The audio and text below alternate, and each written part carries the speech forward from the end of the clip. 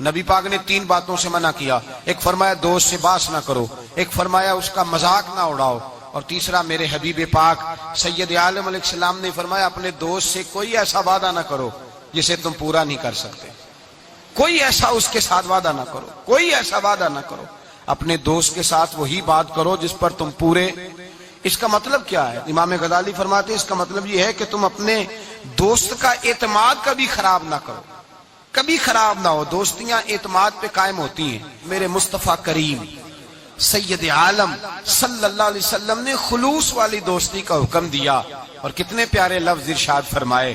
فرمایا میرا مومن تو وہ ہے کہ جو چیز اپنے لیے پسند کرتا ہے وہی اپنے بھائی کے لیے بھی پسند کرتا ہے.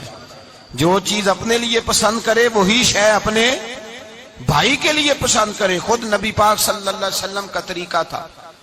امام غزالی نے احیاء العلوم کے اندر لکھا ہے کہ حضور گئے جنگل میں، اور وہاں سے اللہ کے محبوب علیہ السلام کے ساتھ ایک صحابی تھے. حضور نے اپنے ہاتھوں سے مسواک کاٹی.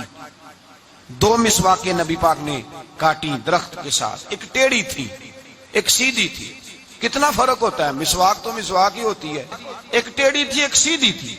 لیکن دوستی کا جو تقاضا نبی پاک نے بیان فرمایا. اللہ کے رسول کے ساتھ جو صحابی تھے حضور نے انہیں سیدھی مسواک دی، اور خود جو تھوڑا سا بال تھا ٹیڑھی تھی حضور نے استعمال کی.